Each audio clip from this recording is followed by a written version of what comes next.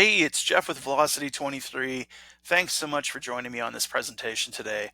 This is a subject that I'm very excited about. I love talking about this. Today, we are talking about how to build a growth engine. So, what the heck is a growth engine, Jeff? Well, it is an evergreen marketing system that's going to help you keep your sales pipeline full. So, we all want to have a full sales pipeline, right? This is going to help you out. Now, first of all, there's some challenges that we face as home builders that we need to discuss because we need to shine a light on these things. So let's dig into that first. First of all, we have challenges around building awareness. So oftentimes we're working in a very crowded market. There's lots of competition out there. And that means that it can be really difficult for us to stand out and attract those high quality home buyer leads. And sometimes it means that we have a struggle to showcase our expertise or our craftsmanship, and it can be hard to build trust. The other thing that we deal with are market challenges. And so when the market's really strong, there's an abundance of home buyers that are out there actively shopping. So they're coming into the show homes and reaching out to sales and reaching out to OSCs. And so what we do when that's happening is we focus on the low hanging fruit and we try to close as many deals as we possibly can. We really ride that wave, right? And as such, we don't worry so much about generating more home buyer leads because we have a steady stream of buyers coming into our show homes. And so we tend to coast with our marketing because things are really good. That also means, though, that we tend to neglect our sales pipeline a little bit. Now, the problem comes when the market slows down, and it always slows because the markets go in cycles. And so when the market slows, then we have to start reacting to the changing market conditions. And oftentimes it means that those home buyers aren't coming into the sales centers anymore in the show homes, and they're not reaching out to OSCs anymore. And so we have to frantically start hunting for new leads in order to maintain that sales momentum that we had built. And at that point, now we become desperate to fill our sales pipelines because we need new buyers. And when that doesn't work, then we start to trim back our marketing budgets and we adjust our forecasting and we start reducing our sales targets. And marketing kind of goes out on the hunt at that point, looking for the silver bullet or that one thing that's going to move the needle and drive sales. And I've seen this lots because I've been in the industry for 13 years and I've seen the cycles, and this happens over and over. Now, on top of that, we also have sales challenges. And this doesn't matter if the market is good or the market's poor. We have the same three major sales challenges that we're always dealing with. One of them is that manual nurturing of leads always fails. Salespeople, bless their hearts, as good as they are and as necessary as they are, they can't consistently follow up with the long-term leads. So these aren't the leads that are shopping today. These are the leads that are coming in and looking around, and they're going to be shopping in a couple months. So that means you're missing out on potential sales, right? Because you're not reaching out and nurturing those people. And then we have long sales cycles that we're dealing with. So sometimes it takes buyers anywhere from, a few months to even a year or a couple of years to go through that home buying journey. And during that journey, they need to have consistent, personalized engagement in order for them to stay engaged with you. Otherwise, they fall through the cracks. And then we're also challenged with missed opportunities because we're only focusing on the group of buyers that is shopping today and buying now. We're ignoring all the other future home buyers. So as a result, across the industry, we tend to have low conversion rates and we have very inconsistent sales pipelines. So what is this costing you? It's probably costing you opportunities to your competitors. It's probably costing you market share. And it might be costing you reduced brand visibility and maybe even credibility. So in my opinion, to fix all of these problems, we need a consistent pipeline. We need to make sure that we are keeping our pipeline full through good times and bad. And the only way to do that is to build a growth engine. Now, a growth engine provides three different solutions that really help to counteract a lot of the challenges that we're faced with. Number one is a growth engine can provide automated nurturing. So it's going to deliver consistent follow-up throughout the entire home buying journey from awareness stage all the way through to active buying. Number two is it can provide targeted engagement. So you can deliver personalized content for each and every prospect, regardless of which stage they're at in the home buyer's journey. And we can answer the questions that they're asking before they're even asking them. And we can provide the information and the research that they need in order to make a smart home buying decision. And we can do that on autopilot. And the third thing is that it delivers market-proof results. So you get consistent performance regardless of what's going on in the market. It doesn't matter if the market's good or bad. It doesn't matter if interest rates are high or low. It doesn't matter what's happening with the inventory levels. A growth engine will constantly keep your pipeline full. What the result of that is that you end up with this framework that delivers consistent results. It's not another trend. So this all sounds good, Jeff, but how do I know it's going to work? It sounds good in theory, right? So we did a 3-year case study with Sterling Homes. Now you can scan that QR code and download the case study if you like. And when we started with them, the first thing that we did was set our benchmarks. And so we looked at the previous 12 months, and Sterling had closed 242 homes in the previous 12 months. In the final 12 months of that third year, they sold 586 homes. That was a 142% increase in sales. And in just the first 12 months, they were able to sell 118 more homes than in the previous 12. So, okay, Jeff, sounds good. It's worked for one person. How do I know it's going to work for me, right? Well, we've been building these growth engines for more than a decade. And what we've seen in that time is that for our clients, we've generated more than 7.4 million website sessions. We've helped them to capture more than 110,000 homebuyer leads. And we've helped them sell over 9,600 homes. That's a reported client revenue of almost $3.4 billion. So I can present this to you today and tell you with confidence that if you take the time and go through the steps that I'm going to lay out on how to build a growth engine, you will get results because we've proven it over and over and over. And that's my objective. And what we're talking about today is to help you to build a growth engine on your own so that you don't have to keep reacting to the changing market conditions and riding waves and then hunting for new leads.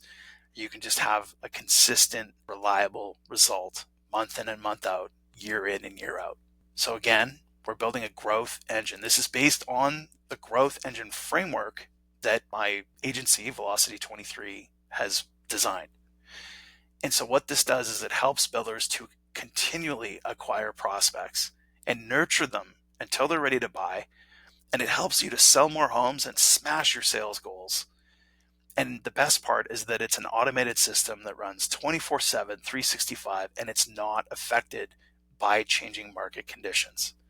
Okay, so when we're getting ready to build a house, we need to look at the foundation, right? The house is only as strong as the foundation. And we're going to do that here too, because you need to understand the foundation, why a growth engine works so well. First of all, we need to focus on the larger market formula. So this is a visual representation of the entire audience of home buyers in any market.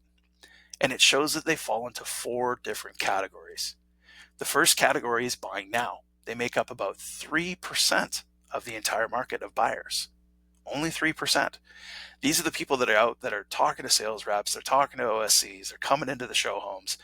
These people are looking to buy a home and looking to buy a home very soon.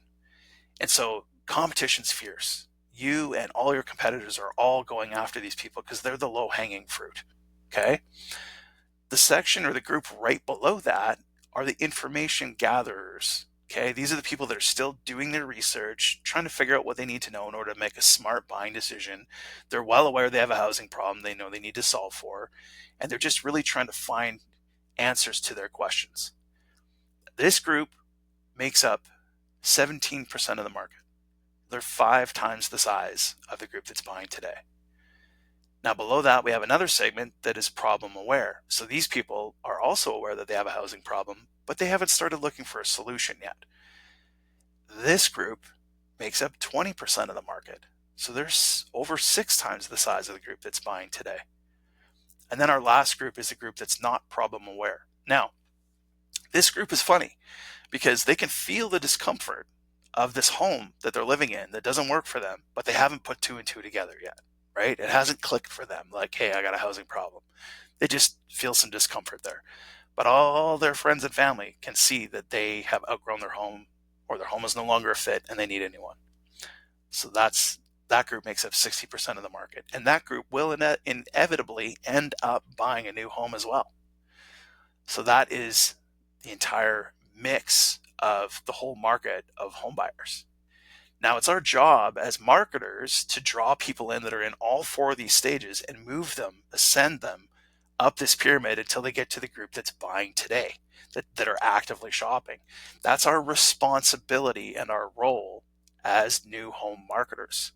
The next thing that we need to understand is the home buyer's journey. Now, this is key. We're all aware of the three stages of the buying journey, right? We have awareness, which is they're aware of a housing problem. We have consideration, which means they're looking and exploring their options. And then we have decision, which is ultimately they're making a short list of which builder they want to go with. Now, traditionally, it was marketing's role to basically bring the leads in and then hand them over to sales as fast as possible. Sales took a very consultative approach, and they answered all the questions, they provided all the information, they helped their prospective buyer with all their research, and they pushed that sale down through all of the three stages to decision and close the sale. Okay. But a major advance in technology has happened, and we all now have a supercomputer in our pocket in the form of a mobile phone. And because of that, it has empowered home buyers. And now home buyers want to be able to find everything instantly at their fingertips, and they don't want to have to talk to sales until they're ready. So what that means now is that marketing's responsibility is not just to attract them in the first place and bring them in, but to deliver all of the information that's going to answer all of the questions that they have about buying a new home. Because these people don't want to talk to sales. They want to find the information themselves. And only when they're ready, then they want to talk to sales. And sales will basically dot the I's and cross the T's and close the contract. The other thing that we need to understand about the modern home buyer's journey is that it takes longer now. And the reason for that is because in the traditional buyer's journey, we had sales constantly driving forward and pushing that sale forward. But that makes buyers feel icky sometimes. And now that they're empowered with a cell phone, they don't want to talk to sales. So now they're operating at their own pace. And so it tends to take a little longer to go through the modern buyer's journey. Now, the thing about the buyer's journey, the three stages, is they actually map over top of the larger market formula. So the people that are in the problem aware group are in the awareness stage. And the people that are in the that are gathering information, they're in the consideration stage. And then the group that's buying now, they're in the decision stage. Okay, so that's a key point that we have to keep in mind here. So what we need to do is we need to align our core strategies with the buyer's journey. So we're looking at awareness, consideration, decision. So our strategy for the awareness stage needs to be focused on attracting strangers and prospects into our circle of influence. In the consideration stage, we need to focus on engaging, right? We need to engage with these people and give them the info that they need and help them to make a smart home buying decision. And then in the decision stage, we need to delight them and make sure that they have a great customer experience overall so that they'll recommend us to their friends and leave us great reviews. So these three strategies all make up what's called the growth flywheel. Now, this is a business model that HubSpot has put together that illustrates the momentum that your company gains when you start to prioritize and deliver this exceptional customer experience. And so you spin and you build momentum in this flywheel when you invest in strategies that are going to help you to acquire prospects and turn them into customers and then promoters of your business. One of the things that people that have bought a brand new home love to do is they love to show it off, right? So they have people over and they celebrate and they have a housewarming party and all that good stuff. And people say, oh, this house is so beautiful. Who'd you build with? And then they tell you. And what we want is those people to be like, it was a freaking awesome experience. You should totally buy with them, totally build with them, right? We want them to promote our company, to be promoters of our business. That's the kind of social proof and marketing that we can't buy as marketers. The only way we get that is it's earned, right? Through this great experience. So that's what we want to achieve. So in order to grow our business, we have to speed up this flywheel. And in order to speed up this flywheel, we have to acquire more prospects. The more prospects that we have in our sales pipeline, the faster that this flywheel will turn and the faster that we can grow. So how do we acquire prospects? Well, the process is actually really easy. We want to attract these people to our website. Our website's our hub. It's the number one place that we should drive all of our marketing traffic to. And then when they're there, we want to capture their contact information and get permission to market to them. And then we just give them the information that they're looking for in order for them to make the smartest buying decision for them and their family. And then, and only when they're ready, we hand them off to sales, and sales assist them through the buying process. So that's how we acquire prospects. Now, this is important. Our flywheel can get slowed down when it encounters friction. And the biggest source of friction, not the only source, but the biggest source of friction is when we try to force prospects to buy from us the way that we want to sell. If we want to reduce the friction, then we need to sell to prospects the way that they want to buy. And so in order to do that, we have to give buyers the information that they need to do their research without forcing them to talk to salespeople. And so the only way that we can do that is we need to understand that people are living in this self-serve economy. They want to serve themselves. So we see this in retail. We're seeing it all over the place. Self-service. And it's no different for home buyers. They want to see what and where you build, and they want to be able to view your models and your options and understand the build process and understand how warranty works. And they want to find all the answers to all of their questions, and they want to do it on their own time, at their own pace, and without a salesperson.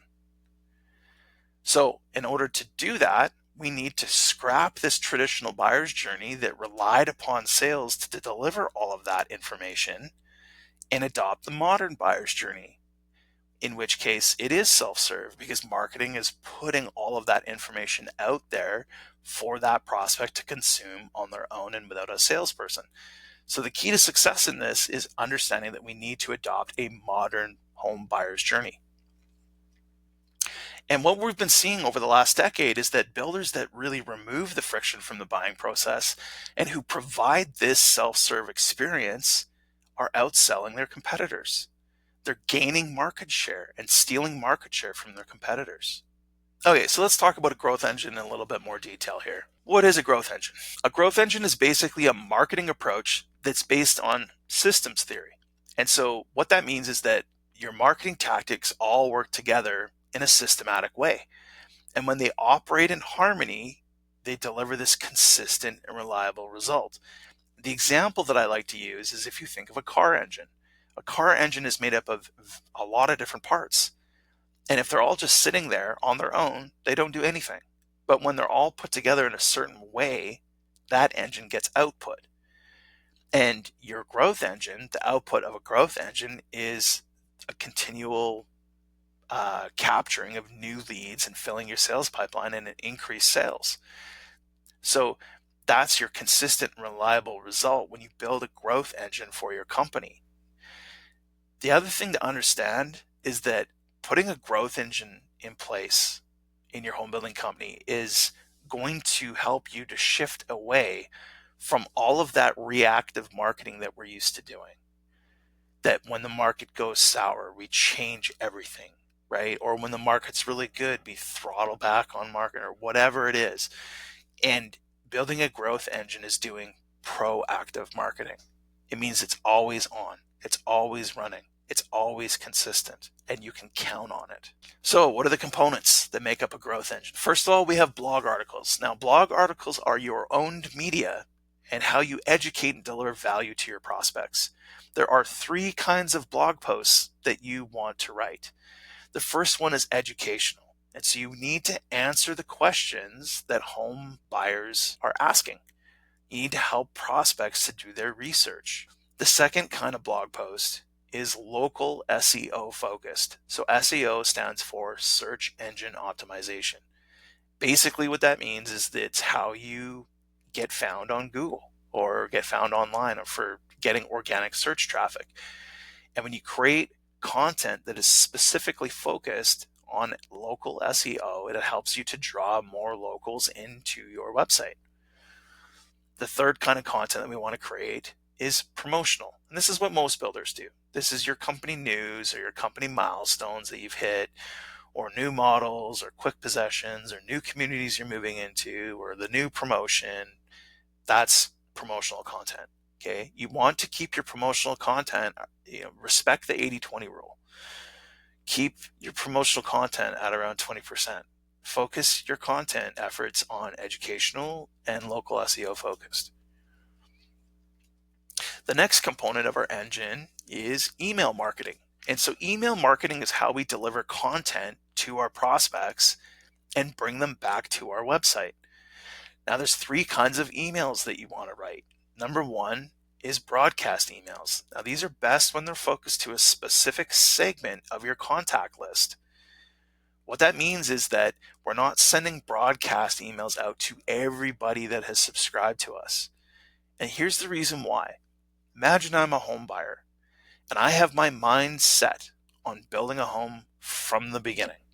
I want to pick my lot. I want to pick my floor plan. I want to pick my colors. I want to pick my finishes. I want to pick everything. I want my dream home. If you're sending me continual emails about your quick possession homes that are available to move in 30 and 60 days, and I can't do any of the stuff that I want to do with that home, then it's irrelevant to me. And if you continually send me irrelevant emails, what you're doing to me as a consumer or as a prospective home buyer is you're teaching me to tune you out because you're not delivering value to me. Okay? And if you're not delivering value to me, eventually what's going to happen is I'm going to stop opening your emails, or I may even unsubscribe. That's why you don't want to be sending emails to everybody on your list. As marketers, we're a lot of the times used to the traditional way of marketing where it's like, if you can say it loud enough and say it to as many eyeballs as possible, hopefully somebody will be interested, right? We don't do that with digital marketing. We shouldn't do that with digital marketing. We should be focusing our efforts and using highly targeted, focused marketing messaging to resonate with who we want to sell to. Okay? More on that later. The second kind of email that we want to do is newsletters. You should be sending out an email newsletter once a month. And this is going to go to everybody. Okay? And this is where you round up all your company news. You put in links to all the recent articles that you wrote. You talk about your latest promotion, etc., etc. So you should be sending that out once a month. Okay. Then third, we have promotional emails. And again, this is what most builders do. We're talking about our company news, the new models, new communities, etc., etc. So the promotional emails, again, 80-20 rule. Only 20% of the emails that you send out should be promotional. 80% should be focused on mostly broadcast as well as doing a monthly newsletter. All right, next we have social media marketing. So this is how you extend your reach and distribute your content. So there's a bunch of different content categories of the types of social media content you can create. And they fall into these different buckets. So one of them is highlights. So from the content that we're creating, we can pull out snippets and quotes and fancy them up, and we can put out that kind of content. The second one is educational or discovery.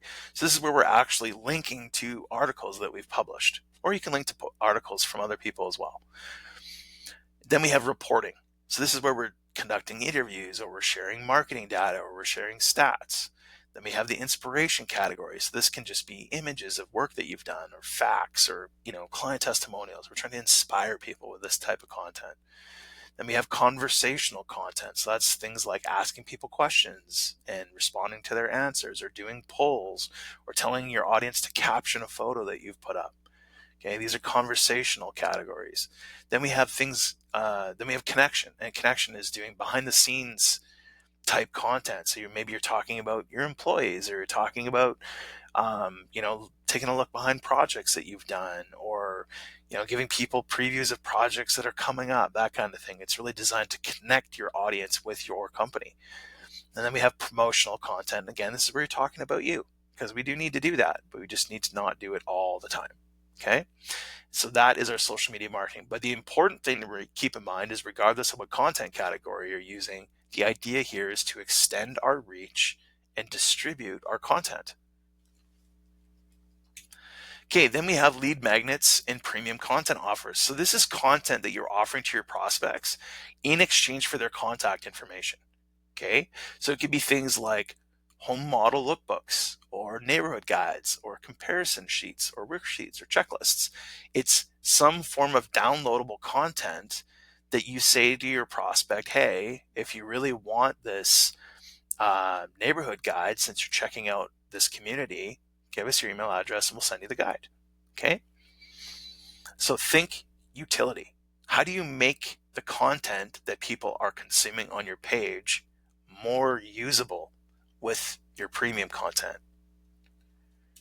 The next one we have are calls to action. So these are simply just buttons or banners that encourage your website or your blog visitor to take a specific action. Okay, typically that's going to be to download a lead magnet or a piece of premium content. This is another component of the engine. Then we have our landing pages, or we have pop-up forms. And so this is how you're going to actually collect leads from your prospects and get their permission to market to them. Now, a couple of things that you need to be aware of with this, I see this all the time, is be conscious of how many pieces of information you're asking for on a form. If you're asking somebody to reach out to sales, rely on your salesperson to ask for the information that they need when they talk to that prospect.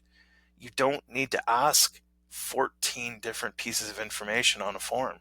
Think about your prospect for a minute, put yourself in their shoes. When was the last time that you went to go and inquire with a company or something along those lines, and a form popped up and they were asking you like what your favorite food is and what your dog's name is, right? Like nobody wants to fill that out. We look at that and we get overwhelmed and we go, nope, I'm out. So don't do that to your prospects. If you're not using the information you're asking for immediately, then don't ask for it. Okay? If you don't need it to run some kind of a workflow or segment somebody a certain way in the back end of your system, you don't need to collect it right now. What's more important is we get people's to opt in, that we get those submissions. And to do that, you need to have less fields. So that it's an exponential difference in, for every field that you add to a form, how many fewer submissions you'll get. Okay. Now, the next thing is you need to make sure that you include a segmentation field. And so if you look at this example, it says which best describes you. And if you were to click on that drop down, it would say, I'm wanting to buy my first home, or I'm getting ready to downsize, or I'm interested in building a custom home.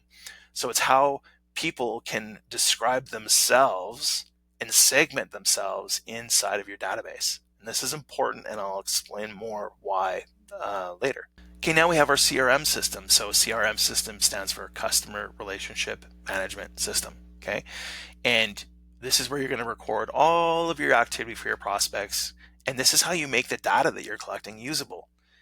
Now, it's important to note that there is no perfect CRM for any industry. The best CRM system is going to be the one that your salespeople and your OSCs will actually use. And if you don't have a CRM system yet, then that should be your top priority after watching this presentation. Give yourself a hard deadline, 30 or 60 days out, and you will be implementing a CRM system. If you don't have one, you are lagging behind. Okay? My opinion, I've been doing this for 13 years. HubSpot is a top rated CRM, and it's my CRM of choice when I'm working with a client. And the reason for that is because it's highly customizable, and I can customize it exactly how I want it for the home building industry. Now, some people say, well, what about XYZ CRM, Jeff? I know that it was built specifically for the industry. Well, yeah, it was, and it's decent. But with HubSpot, I can make HubSpot do exactly what any other CRM can do. But I also have the capability to further customize, and it can grow with me as my business scales up and grows. I have not encountered a client yet who's outgrown HubSpot. Okay, it's very powerful. Then we have marketing automation software. Now, this is basically the computer that runs the whole growth engine. So it's really important. It runs the entire system and it collects all the data along the way. And it can do administrative tasks for you if you program it that way. It's really powerful. And the thing is that to build a growth engine, in my opinion, HubSpot is the only option for this. And I know this is starting to sound like a HubSpot sales pitch, but it's not. I've used so many different automation systems because I've been doing this for so long, and HubSpot really just checks all the boxes. The reason for that is HubSpot has very advanced workflows, and you can very finely tune the actions that are performed within the system using HubSpot. And that's really important when it comes to creating a growth engine, because there are all different components of that engine that you need to be monitoring and checking and making sure that they're running at an optimized level. And HubSpot, because everything is all in one place, allows you to do that. So I highly recommend HubSpot if you're not on it. If you have any questions about HubSpot, we've been a certified partner for 13 years. Hit me up. Happy to help out. I can take a peek under the hood, tell you what you need, okay? So HubSpot is definitely the one I recommend for this. Okay, Jeff, now we've got all of our parts laid out on the table and we need to build this puppy. What is that going to look like? Well, let's roll out our blueprint. So a growth engine is basically made up of 4 different systems. So in the blue, we have our brand awareness and traffic system. In the green, we have our lead conversion system. In the red, we have our lead nurturing system. And then in the purple, we have our sales handoff system. So let's focus first on the brand awareness and traffic system. So if you look at the blue section, you'll notice that in the middle, website plus blog articles is highlighted or circled. Okay, so your blog is attached to your website. And every time that you publish a new blog post, you're basically adding a page to your website that can get indexed by Google. And so what happens is we post a blog post, and then we go and we share it on social media, and we send out an email about it, and we draw all of our audience back to our website. And so we're going to publish a blog post, share it to all these different platforms all around, pull people back in, share it, pull people back in, share it, pull people back in. So it's a continuous cycle. So blog content is the fuel for your marketing engine, for your growth engine. Okay. When they come back to your blog post, they're going to see that banner, that button that we were talking about, that's going to promote that offer, that premium content offer, that lead magnet. So they'll click on that, and then what'll happen is that they will end up on a landing page, or it'll give them a pop-up form, and they fill that out and submit it, and then they get their offer, and you collect their contact information. They become a lead in your system.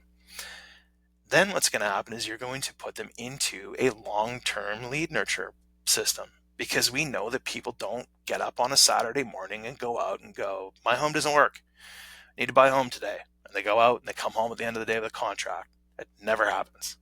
It takes months to more than a year, and we need to stay in front of people that entire time. So we need to have a long-term nurturing program in place so we can stay front of mind. And then we have the sales handoff system. And so when someone's ready and they say, hey, you know what, I want to talk to sales, they get handed over to sales. Sales can follow up with them in the CRM system, and sales can put together a follow-up campaign as well in order to stay in front of their sales qualified leads and help them to become opportunities and deals. So that is our growth engine framework overview, our blueprint. Okay, now it's time to build this thing. So what do we got to do first, Jeff? Great question. Glad you asked. Hey, I was prepared for it. The first thing we got to do is we need to identify who our buyer persona is. So who is our target customer? Now, there's 2 ways that you should segment your personas to begin with. The first one is by their stage of life. Are they a first-time buyer? Are they a move-up buyer? Are they getting ready to downsize? Or maybe they're an investor, or maybe they're a realtor. You can create growth engines for both of those other groups. Or maybe they're just another industry professional, right? We get inquiries from industry professionals all the time. So we can segment our contacts in our CRM by one of these categories. Another way that you can do this is by product type. So maybe somebody's looking to buy a condo apartment in a high rise that you're building or a low rise. Maybe they're getting ready to, um, you know, build a single family home, or maybe they're getting ready to build a luxury custom home. So you can also segment by their product type or their product interest that way. Now, there's a lot of information that goes into creating a buyer persona. And on our podcast, the Home Builder Marketing and Growth Show, we did an episode where we talked in detail about how to create a really great buyer persona and how to collect the data and how to bring it all together. Now, I encourage you to do that because the more information that you have about your ideal buyer, your target customer, the easier it is to create marketing messaging that's really going to resonate with that person. But all you need to get started with building a growth engine is just knowing what their stage of life is and or what their product type is. Once you know that, you can go. You don't have to, you create all the rest of the information around that buyer persona later as you go. Okay. Step 2, we need to map out that buyer's journey for that target audience. So what does that mean? Well, there's a whole bunch of questions that people have to ask and a whole bunch of different research that they need to do along this home buying journey. And so we need to understand what their decision points are and what these milestones are. And we need to create content in order to influence them at every one of these different decision points to get them to lean towards building new and building from us or with us. Now, that can sound really complex and require a lot of information. And the good news is that we've already done that hard work for you. What you're looking at here is a simplified result of numerous focus groups that we've done through Velocity 23. So we spent a lot of time talking to people that were getting ready to buy a brand new home within the next 60 days. They wanted to move in within the next 60 days or start building. And we talked to a lot of people who were who had purchased new within the last 60 days or 6 months. I'm sorry.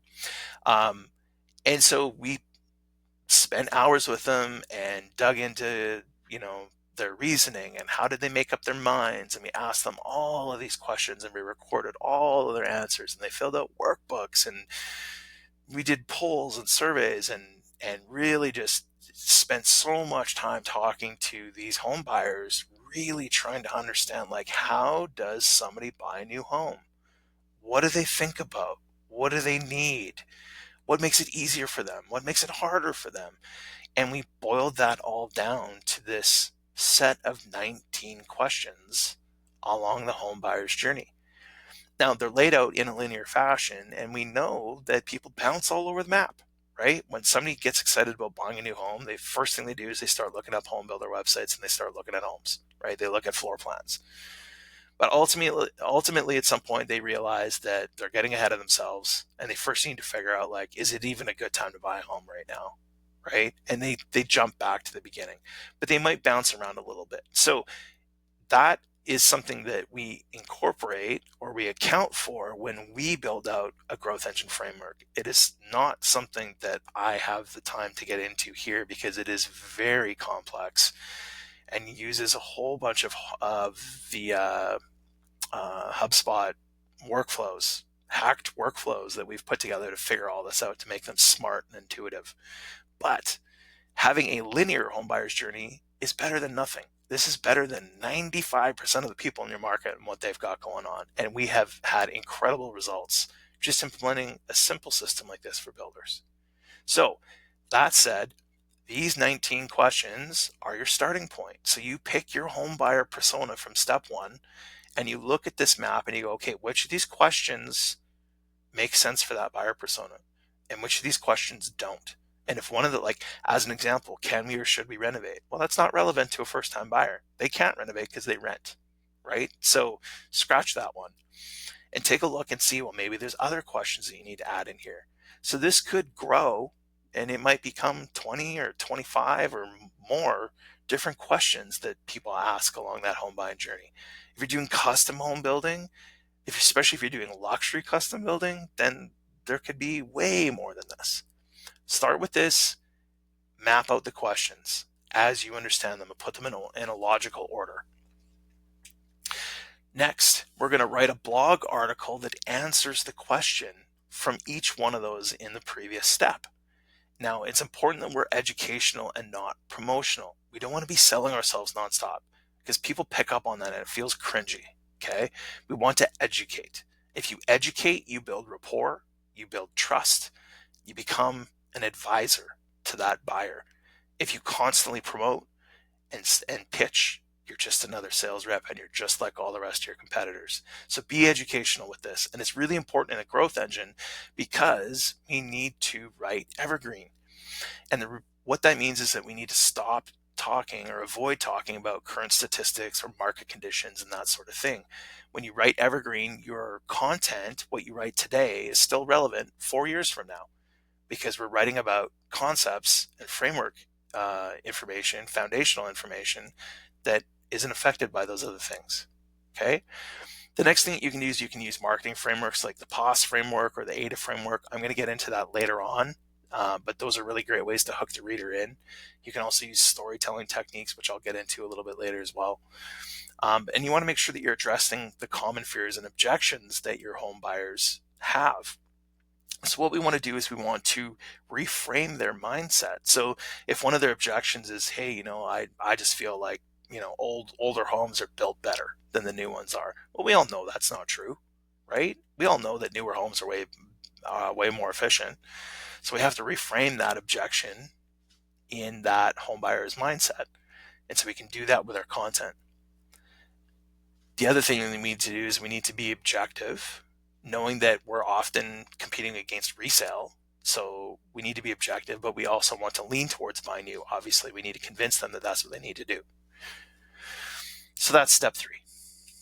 Then we have step 4. So we're going to create a content upgrade or a lead magnet for every one of these articles. Now, sometimes we can use the same piece of content for multiple articles. If that's the case, that's okay.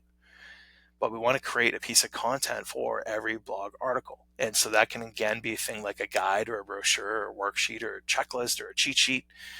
Think utility. That's what I encouraged you to do when this came up when we were talking about the parts for the growth engine. You need to think about, how do I take the information that I just taught them in this blog article and go a little bit deeper with it? Or how do I help them implement it?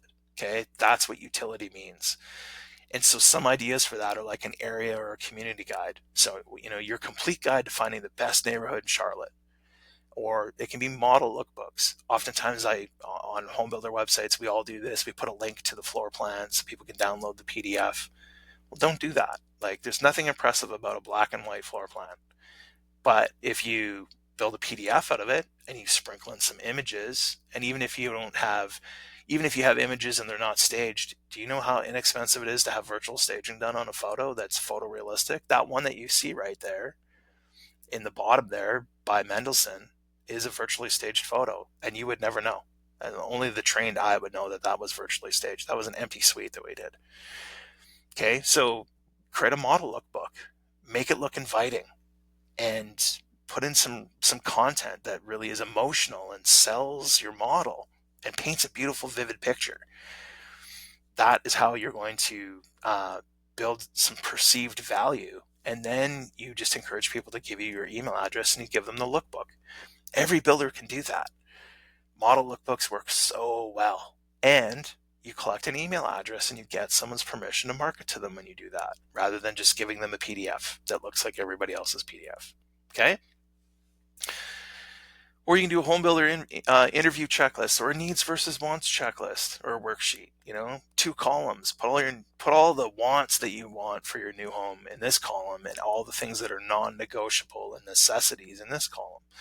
Things like that to help people just become better prepared to buy a new home, so that when they come to talk to your salespeople, they're further along in the process and they're easier to sell. Right? We're just giving people the information that they need. Step 5, we're going to create these call to action buttons or banners. Now, if you have a graphic designer in-house, they can do it. You can hire somebody off Fiverr or Upwork to do it. Or if you're feeling a little technical and a little adventurous, you can download Canva, and there's all kinds of templates on Canva, and you can create these there. So you just want something cosmetic that think of these as like a little mini billboard for your website, right? Where you're going to offer this premium content. Step 6, you want to create a landing page or a pop-up form for each one of those pieces of premium content. And so a landing page is basically a standalone web page that's designed to capture a lead. It has no navigation on it. The entire focus of the page is to capture the lead, get the form submission. Okay, that's the only thing you can do on a landing page. Pop-up forms are a little different. They can be triggered by a button, or they can be triggered by somebody scrolling a certain percentage down the page, or they can be triggered by exit intent. Pop-ups are interruptive, and a lot of marketers don't like them because they're interruptive, but they're super effective. And I would challenge that to say that if the content of the pop-up is relevant to the page and relevant to the intent of the visitor, then they're actually helpful, because you're not forcing somebody to hunt for something. You're saying, hey, it's right here. Would you like it? Okay? So they can be very effective. Don't be afraid of the pop-up. Step 7, we're going to write a thank you email for each one of these landing pages and forms. So basically, this is an automated email that goes out as soon as the form is submitted, and it links to the download page where that offer exists. It should be very short and concise and to the point. And the important part of this is we want to include a bottom of funnel sales offer. So what is the first step in your sales process? What you want to do is highlight that and say, hey, when you're ready, you can book a free consultation or speak to an OSC or book an appointment, whatever that first step in your process is. But make sure you include that in every thank you email that you send out, because that's how we get people handed off to sales. Okay. Then we're going to publish that blog article, and we're going to put that CTA, that banner, that button into that blog post. You can put these CTAs as well onto different website pages, or you can even put them on a resources page if you have a resources page. And that is either going to, it's going to take that prospect to a landing page or trigger a pop-up form when they click on it. Step 9, we're going to write a broadcast email for each one of these articles. Now, our broadcast emails are basically like little mini sales pitches for our blog post. And you can use, again, the POS or the AIDA frameworks for this, which I'll get into in a few minutes. But your objective here is to invoke curiosity. And you want to use 2 calls to action. You want to use one towards the beginning and one towards the end. Again, keep these emails short and concise, and these are going to get delivered via your marketing automation. The last step is building out that long-term lead nurture sequence. So all of those emails that we just finished writing, one for every blog post, and we have one blog post for every question in the home buyer's journey. Okay, we're going to add these emails to our marketing automation system, and we're going to deliver this on autopilot after somebody has filled out a form. And you want to space these emails out 1 week apart. And the reason why we do that is because it's the perfect frequency that we're not bugging people, and we're also staying front of mind with them. And the other great thing about this is that we're delivering value. It's not sales pitches. The growth engine that I'm teaching you and showing you how to build right now is helpful and delivers value. And that's why it works so well. It's not an automated pitch machine, right? You want to space those emails out 1 week apart. Let's say you map out your home buying journey and you end up with 24 different questions or different decision points in that buying journey. You send one email out per week. That's 24 weeks. That's the equivalent of 6 months of automated follow-up that is delivering value to that prospect and helping them to make a smarter buying decision. And if you're writing really well, writing good blog posts, you're starting to shift their mindset and helping them to lean new. You're influencing their thought patterns and influencing them to lean to buy new and buy from you. And you're doing it on autopilot. So how powerful is that? 6 months of automated follow-up that is delivering value to your prospects. This is why I am so confident, and have proven this over and over with dozens and dozens of builders across North America, that when you take this approach to deliver value and educate your buying prospect, and you can stay in front of them with content that they look forward to receiving for months and months at a time, ultimately you will sell more homes. I guarantee you, if you put the system in place, if you take the time to do what I've showed you and you build this all out, you will sell more homes. All right, we've built the engine. Let's fire this thing up. What does that look like? We need to spin this flywheel, right? So what we're looking at is our attraction tactics. This is the awareness stage of the home buying journey. And so this is where the brand awareness and the traffic system of our growth engine framework kicks in. Okay. So we're firing up that engine now. This is what it looks like. So we're going to publish our blog articles that we've created.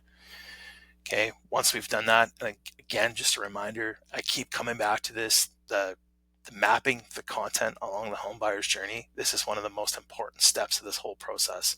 And if you skip this step, you have no content or no fuel for your marketing machine, because this content that you're looking at on this scale, on this graph, is your marketing fuel.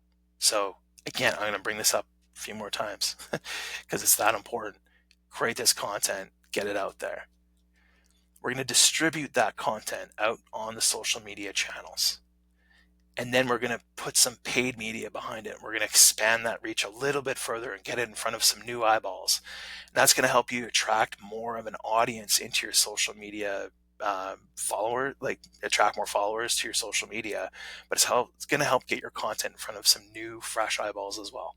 Okay. Then we're going to create some local focused SEO content like we talked about in the beginning. Now, the local SEO content doesn't really fit into the growth engine. It's a part of the growth engine, but it doesn't fit into your automated lead nurturing. That is your educational content. It goes into the lead nurturing. But we still need to create this local focused SEO content so that when people punch into Google what are the top neighborhoods in Charlotte, they'll find you. Okay? Then we're going to drive all that traffic back to our website. And we're going to do that from all of our different sources. Now we got to look at our engaging tactics of the flywheel. This is the consideration stage of the home buying process. So this is where our lead conversion and our lead nurturing kick in. So the process is simple. People come to that blog post that we drove them to. They see the offer, that CTA, right? They click on it. They fill out a form. They've put their hand up. Now we've captured them as a prospect or as a lead, and they're going to get that piece of content. And then a week later, they're going to get another email from us promoting another blog post, and the process repeats itself. Inside of HubSpot is the capability for when somebody fills out a form, if there is a piece of content on the form that they have already filled out, HubSpot will replace it with another field in a queue. It's called progressive profiling. And what that does is that over time, with the more form submissions you get from a prospect, the more that we learn about them and the more that we build a better profile for them for sales. So we can give them more highly targeted marketing. And when we hand them to sales, sales understands more about who they're selling to, which makes it easier for them to sell. And the way that we do that, like I said, is segmenting our contacts.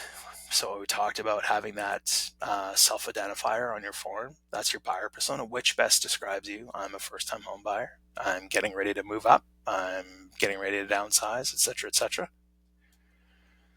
And then we're going to set up these nurturing prospects, or we're going to set up these nurturing campaigns for each of these different prospects. Okay. Again, you're going to create all this content on your buying journey. You got to map that buyer's journey out, because this is the fuel for your machine. It's how you keep your machine running, is by creating this content and publishing it. Then we're going to track our prospects through our CRM system. Every time they click on an email or open an email, or they click on a call to action button on our website or fill out a form, we can gather more and more information about that prospect, help learn more about them, understand what they're looking for, and we're going to put all of that into our CRM system.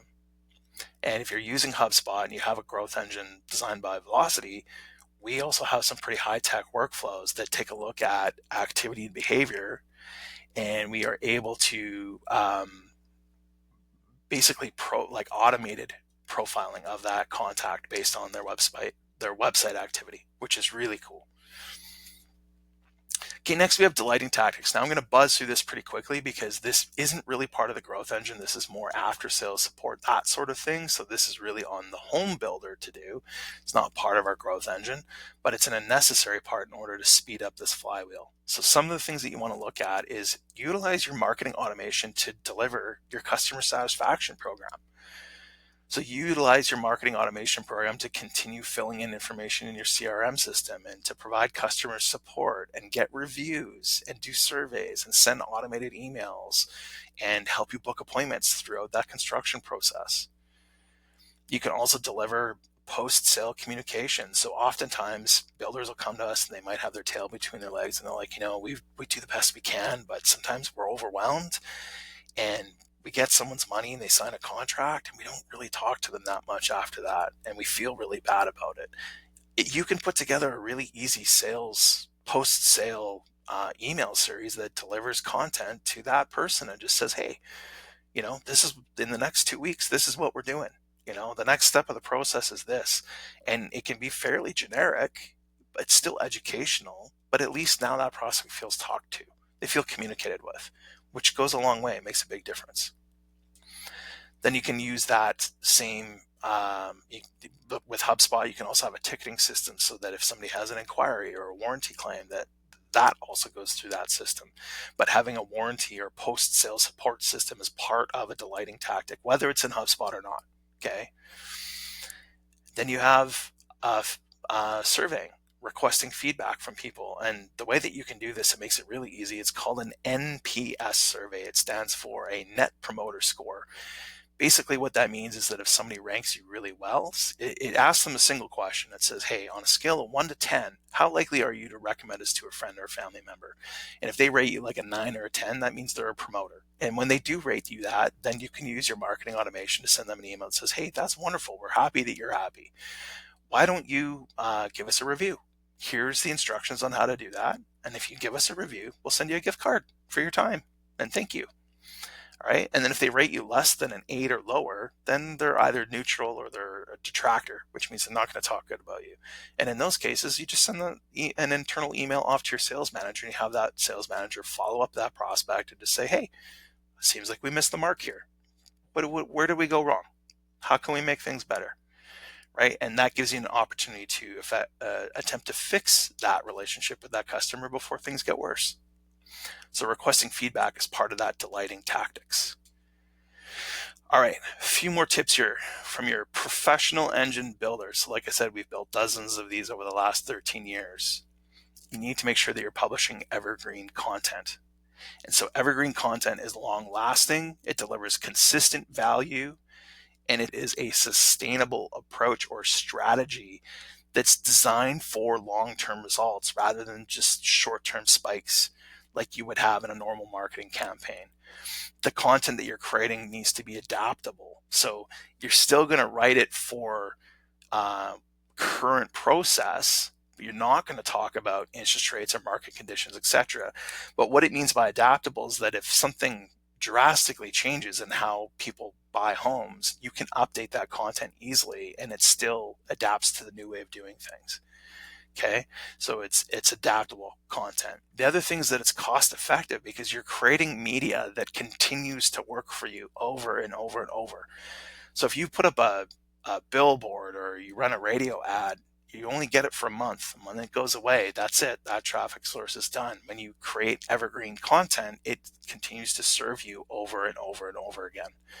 And then there can be SEO benefits with evergreen content as well. My next tip is that you create your content in reverse order. So you start with the group that's buying now and you work your way down the pyramid. And the reason why we do that is because we want to increase our chances of somebody buying from us in the beginning. So this is what it looks like on our buying journey. We're going to start with the decision stage and answer these questions in reverse order. Now, to keep track of all of this, I recommend that you use campaign identifiers. So you label your content C1, C2, C3, D1, D2, D3. You get the idea. Label them and create them in reverse order. This way, when you create your lead nurturing campaign, because you're building this in reverse order, you have to create your lead nurturing in reverse order. And so this is what it might look like. In month 1, you're going to do D2, D3, and D4. Then in month 2, you might put D1 and C8 and C9 in front of that. So you're going to build out your long-term email nurture campaign. So each month as you go and you create more of this content, your nurturing gets longer and longer and longer till finally you're at A1 and starting at the beginning of the home buying journey. The other thing that I recommend you do, and this is something that Sterling Homes did, is that you stack your growth engines, right? So with Sterling, we started out with the first time buyer. That was their key product focus and who they sold the majority of their product to. Well, then we worked on move-up buyers because they did have some product that was good for a move-up buyer as well. And then we started focusing on the downsizers. Then after that, they realized that they had a really great opportunity in the marketplace for selling to investors. So we created an investor growth engine. And then we started focusing on new immigrants to Canada because that was another market that they identified that they were gaining some traction in. And so we stacked, 5 or 6 different growth engines together. And that was how they had such huge growth over that course of those 3 years. So no, that wasn't one single growth engine. We built one out for one persona, and then we repeated the process for a second persona. The POS framework, I'm going to whip through this pretty quickly. I'll let you read most of this, but the POS framework, basically, we were talking about this for content, works for blog posts or for emails, stands for problem, agitation, solution. So the structure here is you're going to identify a problem that your prospect faces, then you're going to agitate that problem by emphasizing its pain points, make it really uncomfortable for them. Then you're going to present a solution to resolve that issue so that you look like a hero and they're hooked in. Okay, this is what it would look like as an introduction to a blog post. So the problem is your current home no longer meeting your family's needs? Let's agitate that problem. Well, as families grow and lifestyles change, many homeowners find themselves facing daily challenges with the living space. We're going to turn it up a little bit more. You might be dealing with cramped quarters, inefficient layouts, or outdated features that no longer serve your purposes. A little bit more. These ongoing frustrations can impact your quality of life and even strain family relationships. Oof, that pain is hot. All right, let's solve the problem now, right? In this article, we'll discuss the benefits of building a new home designed for your current and future needs. We'll explore how to find builders who offer customizable floor plans, i.e. you, that maximize space efficiency and flexibility. You'll learn about the advantages of designs that incorporate open concept living areas, multi-purpose rooms, and modern amenities, i.e. the things that you do. By the end of this post, you'll understand how a well-designed new home can provide the perfect balance of functionality and comfort, adapting to your family's evolving lifestyle for years to come. That sounds like a great solution to that problem, right? That's the POS framework. You can also write your broadcast emails this way as well. So following the same kind of format. The other one was the AIDA framework. And so this stands for attention, interest, desire, and action. So the POS framework is more of a pain-led approach, whereas the AIDA method is more of a positive approach. So the structure for this is you grab their attention with a compelling headline or opening, and then you generate some interest by highlighting the benefits. Then you create desire by painting this vivid picture, and then you prompt their action with a clear next step. And so as an example, as a blog opener or introduction, attention, is it time to build your dream home? Discover if custom home building is right for you. Interest, building a new home offers unique advantages that off-the-shelf houses simply can't match. From energy efficiency to personalized layouts, custom homes provide solutions tailored to your family's specific needs and desires. Desire. Imagine waking up in a home where every detail reflects your lifestyle. A spacious modern kitchen, perfect for family gatherings. A tranquil master suite for ultimate relaxation. And flexible spaces that adapt as your needs change. Picture your children thriving in a carefully chosen neighborhood with top-rated schools and essential amenities nearby. Sounds beautiful. Action. In this article, we're going to guide you through the key considerations of building a custom home. You'll learn to blah, blah, blah.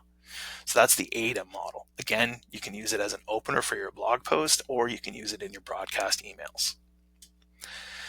Now we have storytelling tactics. Now this is something that I mentioned earlier as well when it comes to content. I am going to buzz through this really quick because if I'm going to be perfectly frank with you, this is still a concept that we are kind of mastering and perfecting over here at Velocity 23. But the bit that we have used it especially on website pages, has been very powerful and very effective. There's a book by a gentleman named Donald Miller called Building a Story Brand. The subheader you can see there is How to Clarify Your Message So Customers Will Listen. Donald Miller introduced this concept to me called the story brand framework. And basically what it is, it's the hero's journey. So you're familiar with the hero's journey if you've watched the Hunger Games or you've watched Star Wars. Let me break this down and you'll see what I mean. So a character who's the hero or the customer has a problem.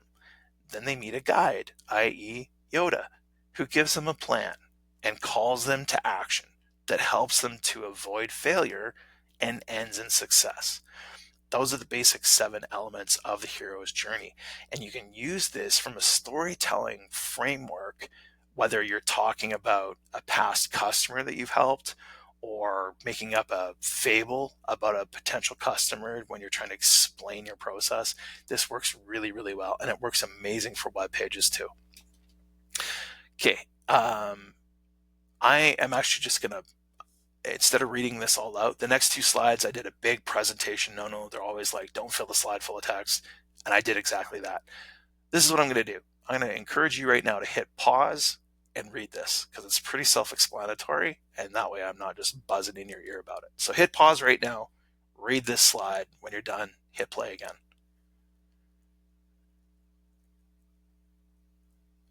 All right.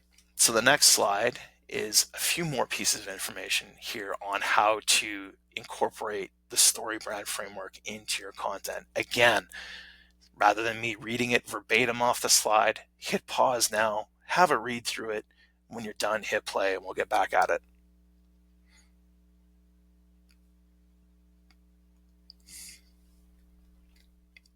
All right, so that is the growth engine framework overview. We talked to you about how to build a growth engine. We laid out all the components. We laid out the blueprint of it. We walked through the steps to build this thing out together. The last thing that I want to do is I want to show you the actual growth engine framework that we build in over here at Velocity 23. There's an interesting concept when it comes to the lead nurturing that we do. This kind of gives you an idea of the smart lead nurturing model that we do. So if you look on the left, you see the different blog posts there. They click on the call to action button. That takes them upwards towards that landing page. They fill out that landing page. They become a lead. That takes them to the thank you page where they get the offer, that lead magnet that we've promised them. Then they get that thank you email that goes out automatically on autopilot. The next thing that happens, though, in the growth engines that we build using HubSpot is that they go into what we call a smart router. And that smart router looks at each individual prospect and determines what is the next best piece of content to send them. Because people don't move through that buyer's journey at the same speed. They also don't move through it in the same order. So this is going to look at each individual prospect and determine what is the next best piece of content to send them. So in this case, in this example, it's going to go, oh, you know what, A2 makes the most sense. So it's going to send them the email for A2. And once a week, they're going to get those weekly emails that promotes those blog posts, that adds the value. Each one of those blog posts has the call to action button still, which takes them to the landing page. They get another piece of premium content and we can learn a little bit more about that lead again. And then they go back up into the smart router again when that campaign's done. And now we've learned a little bit more about them. So that smart router is a little more intuitive and it's going to determine, okay, what's the next best piece of content to send somebody? And so it might skip ahead based on that person's activity. It might skip ahead and start sending them the C2 campaign, right? It all depends. Everyone's different. So this is the idea of the capability with a growth engine framework. And this is how you can deliver highly focused marketing to your prospects based on where they are in that home buying journey and based on their persona. So the content you're sending them is super relevant to them. And like I said, when you enter the conversation that's happening in that prospect's head, they go, holy smokes, this person gets me. They understand me. They know where I'm at and what I'm dealing with right now. And that gives you a ton of rapport and positions you differently than every one of your competitors who's just like, hey, buy this week and we'll give you $10,000 off your basement development, right? Do you see the difference there? When you can instruct and help and advise somebody through this long home buying journey, always delivering helpful content, always giving them information like, hey, you know what? I didn't think of that. Hey, that's a really good idea. Maybe I should create a needs or wants checklist. Maybe I should compare these neighborhoods a little more carefully, right? None of your competitors are doing that. They're just trying to sell an appliance upgrade package, right? It positions you completely differently. And when that person ultimately ends up in the buying now stage, if they've been going through a growth engine like this with you and receiving that helpful content, you're guaranteed to be on that short list. It's a game changer. All right, so we've been a HubSpot certified partner for 13 years. And early on, we got ranked as one of the fastest growing agencies for HubSpot way back in the day. And we caught the attention of Brian Halligan, who is the HubSpot co-founder and CEO. He's actually now the chairman. But this is what he had to say. He said, true to their name, Velocity 23 is taken to inbound marketing with ingenuity, strategic knowledge, and a level of diligence that translates into results. It's been great watching them gain success, helping the home building industry achieve impressive sales growth using the inbound methodology. So I don't brag. Sometimes I brag. This is my one brag. This is something I'm really proud of because there's not a lot of agencies out there that have a personal endorsement from the co-founder of HubSpot. And it's really special for us. So we have encountered everything with HubSpot and we know what we're doing. That said, if you want to learn more about building a growth engine, it's really easy. All you need to do is go and visit us at velocity23.com/schedule, and you can book a free call with us. What we'll do is we'll hop on a Zoom call with you. We're going to ask you a whole bunch of questions to really understand your company and who you sell to and what kind of product you have and what your challenges are and what your goals are and where you're at today, where you want to go, what your gap looks like. We're going to really get to know you. And then from there, we're going to give you as much actionable advice customized to you so that when you walk away from that strategy call, you can be like, I got a ton of stuff I can do. And you can do it yourself, or you can take it to a different agency partner and have them do it. If you want to talk to us about doing it, we can do that too. But you'll walk away with value because I practice what I preach, and I want you to walk away with a ton of actionable advice that's going to help you get results.